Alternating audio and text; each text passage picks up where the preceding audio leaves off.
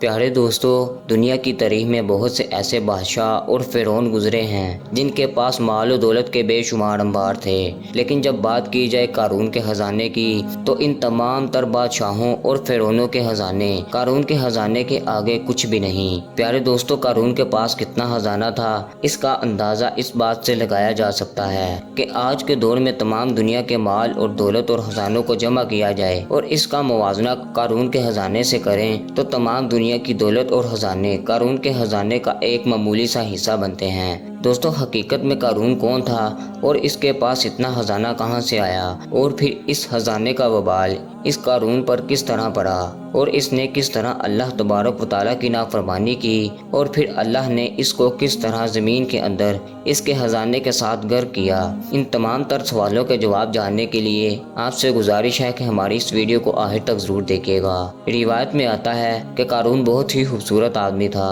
جو حضرت موسیٰ علیہ السلام کا چچا زاد بھائی تھا، لیکن بے شمار مال و دولت آتے ہی یہ ایک دم سے بدل گیا اور حضرت موسیٰ علیہ السلام کا بہت بڑا دشمن بن گیا۔ پیارے دوستو، اس کے پاس اتنا خزانہ تھا کہ 70 اونٹ اس کے خزانے کی چابیاں لے کر چلا کرتے تھے۔ بعض روایت میں آتا ہے کہ قارون لوگوں کو سود پر مال دیا کرتا، جس کے بدلے وہ لوگوں سے دگنا وصول کیا کرتا تھا۔ اس طرح آہستہ آہستہ یوں ہی وقت گزرتا گیا اور اس کے پاس کثیر تعداد میں مال و دولت جمع ہو گیا اور یہ مصر کا امیر ترین شخص بن گیا۔ دوستو، جب اللہ کی طرف سے زکوٰۃ کا حکم آیا تو حضرت موسیٰ علیہ السلام نے اس کو زکوٰۃ دینے کا کہا، تو اس وقت اس نے حضرت موسیٰ کے روبرو یہ عہد کر لیا کہ وہ اپنے تمام خزانوں میں سے 1000واں حصہ زکوٰۃ کا نکالا کرے گا، مگر جب اس نے مال کا حساب لگایا تو یہ ایک بہت بڑی رقم بنتی تھی۔ یہ دیکھ کر قارون پر ایک دم سے لالچ اور کنجوسی کا بھوت سوار ہو گیا، اور نہ صرف خود اس نے زکوٰۃ کا انکار کر دیا بلکہ بنی اسرائیل کے لوگوں کو بھی بہکانے لگا،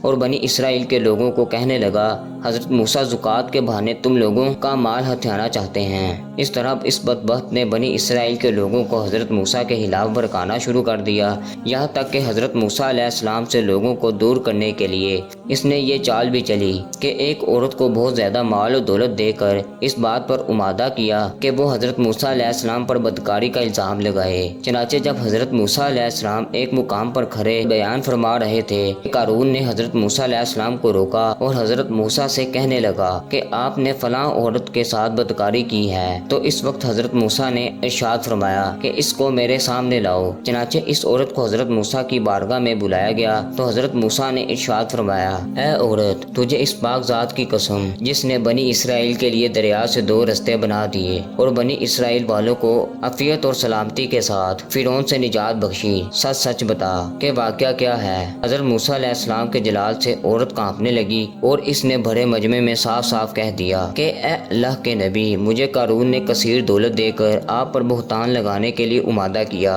اور اس وقت آپ کی آنکھوں میں آنسو آ گئے اور یہ دعا مانگنے لگے، یا رب العالمین، قارون پر اپنا قہر اور غضب نازل فرما۔ اس دعا کے بعد حضرت موسیٰ علیہ السلام نے بڑے مجمع میں ارشاد فرمایا کہ جو کوئی قارون کا ساتھی ہے وہ قارون کے ساتھ کھڑا رہے، اور جو میرا ساتھی ہے وہ قارون سے جدا ہو جائے۔ چنانچہ اس وقت 2 افراد کے سوا تمام بنی اسرائیل والے قارون سے الگ ہو گئے۔ پھر حضرت موسیٰ علیہ السلام نے زمین کو حکم دیا کہ اے زمین، تو اس کو پکڑ لے، تو اس وقت زمین نے قارون کو ایک دم گھٹنوں تک زمین کے اندر دھنسا دیا۔ یہ سب دیکھ کر قارون رونے لگا اور التجائیں کرنے لگا، مگر حضرت موسیٰ نے قارون کی طرف کوئی توجہ نہیں فرمائی، اور اللہ کے حکم سے قارون کا مکان اور خزانہ بھی زمین کے اندر دھنسا دیا گیا اور قارون کا سب کچھ زمین کے اندر غرق ہو گیا۔ تو دوستو، یہ تھی ہماری آج کی ویڈیو۔ آپ کو ہماری ویڈیو کیسی لگی کامنٹ کر کے ہمارے ساتھ شیئر ضرور کیجیے گا۔ اپنا اور اپنے پیاروں کا خیال رکھیے۔ ملتے ہیں اگلی ویڈیو میں، تب تک کے لیے اللہ حافظ۔